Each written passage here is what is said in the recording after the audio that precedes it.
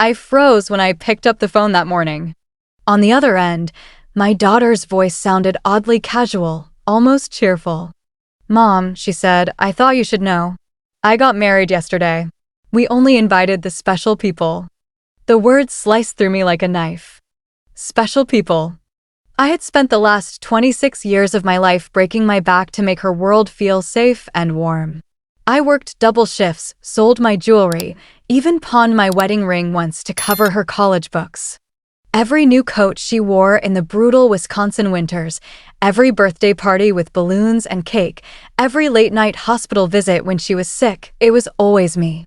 And now, in one cold sentence, she had shoved me outside the circle of special people.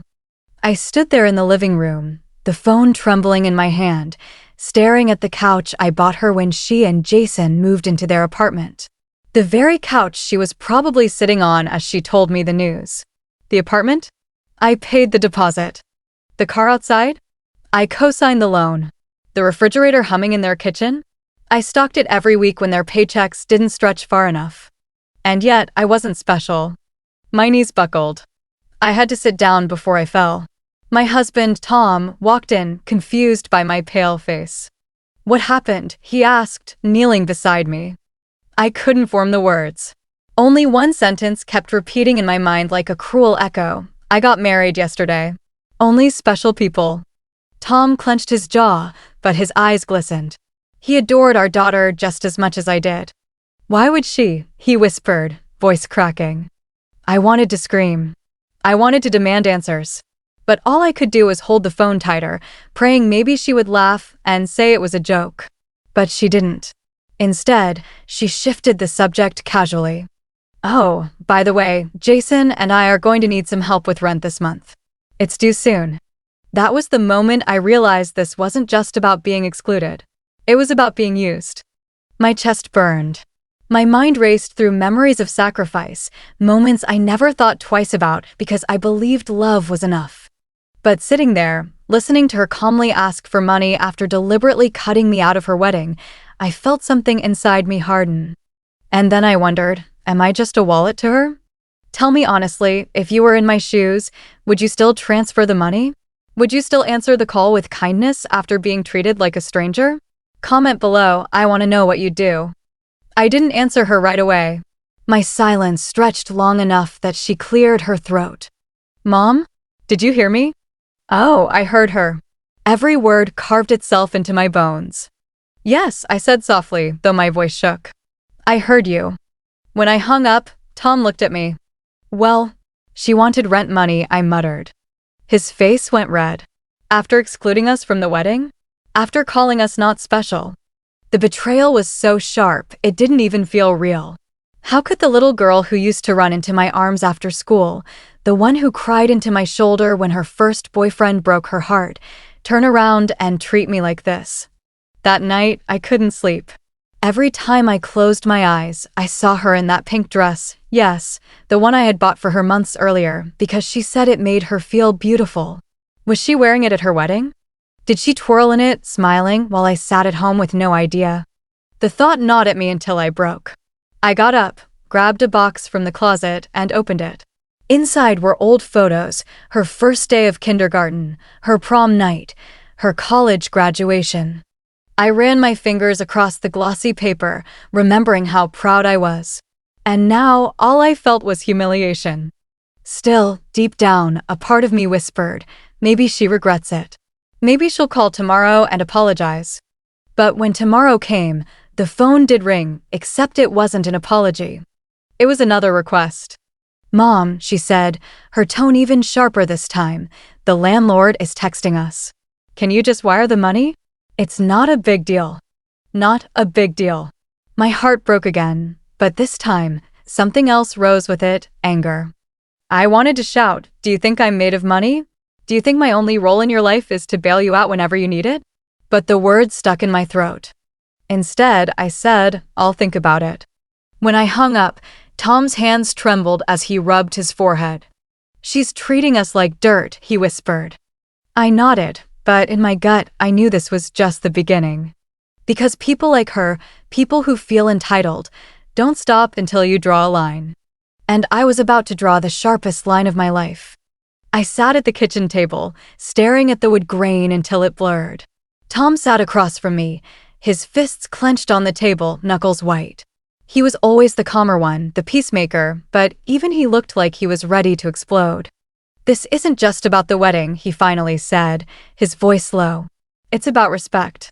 She doesn't see us as her parents anymore. Just her bank account." The words stung because they were true. I wanted to call her back, to beg her to see what she was doing. But another part of me whispered, why should I? Haven't I done enough begging already? Begging life to give her opportunities, begging bill collectors for extensions, begging the world to be kind to her? For the next 3 days, I didn't answer her calls. I couldn't. Every time her name lit up my phone screen, my chest tightened with both love and fury. But on the 4th day, she left a voicemail.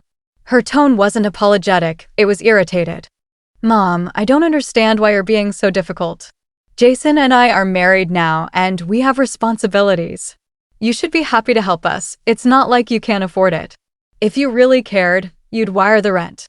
Please don't make us beg." I listened to it 3 times. Not once did she say she missed me. Not once did she acknowledge that she had hurt me. And then came the final blow. That night, Jason himself called Tom. His voice was smug, casual. "Hey man, look, we're family now. We just need a little boost to get started. Once we're on our feet, we won't need to ask anymore." Tom's jaw locked so tight, I thought he'd crack a tooth. "You've already started without us," he said coldly. Funny how family didn't matter when the invitations were sent out. And then he hung up. I had never seen him that angry. The next morning, I made a decision. It wasn't easy, but it was necessary. I texted my daughter. "If you want our help, you first need to explain why we weren't invited to your wedding. Until then, there will be no money." My hands shook as I pressed send. It felt like cutting a cord. For hours, there was silence. And then, finally, she replied. "You wouldn't have understood. You're too old-fashioned. We wanted a modern, intimate ceremony, not your judgmental stares. Don't make this about you, it was our day." I read it aloud, and Tom's face went pale. Judgmental? Old-fashioned? Was that really how she saw us? The people who had given her everything? Tell me, if your child texted you something like that, would you forgive them? Or would you finally draw the line? Comment below, I want to know, because right now, my heart doesn't know what to do.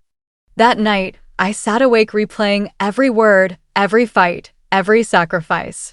And the more I thought about it, the clearer it became. This wasn't about a wedding. This was about a pattern. She had always wanted more. More attention. More money. More freedom.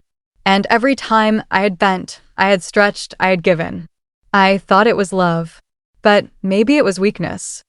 And weakness, I realized, was exactly what she expected now.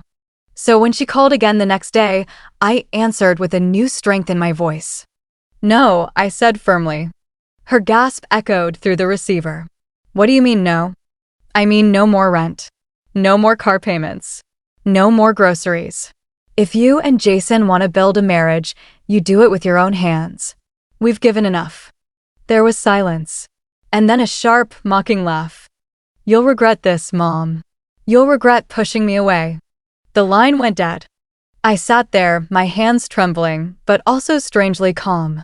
Because for the first time in years, I wasn't the desperate, giving mother she could manipulate. I was something she had never expected, unavailable. The following week, I didn't hear from her. Not a text, not a call. The quiet was both painful and liberating. Then, on the 8th day, Jason's number appeared on my phone again. I hesitated, then let it ring out. A few minutes later, a text buzzed. "Fine. We'll figure it out ourselves." And in that moment, I realized something I should have understood long ago. Sometimes love isn't about giving more. Sometimes it's about stepping back, letting them fall, and watching whether they ever stand up on their own. But here's the twist I didn't expect. 2 months later, there was a knock on our door. When I opened it, there she stood, my daughter, hair messy, eyes swollen from crying, clutching a duffel bag. "Mom," she whispered, voice breaking. "Jason left. He's gone. He took the car, the savings, everything. I don't know where else to go. I froze. All the anger I'd built up, all the walls I had raised, they shattered at the sight of her broken face. I let her in. But this time, I didn't just open my door. I opened my terms. If you're here, I said gently but firmly, you follow our rules. You work, you save, you take responsibility. No more free ride. She nodded, tears streaming down her cheeks. And for the first time in years, I saw not entitlement, but humility. Was this the beginning of redemption? Or just another chapter of being used? I didn't know. But one thing was certain. I was done being invisible at my own child's wedding or in her life. This time, the ending would be written by me.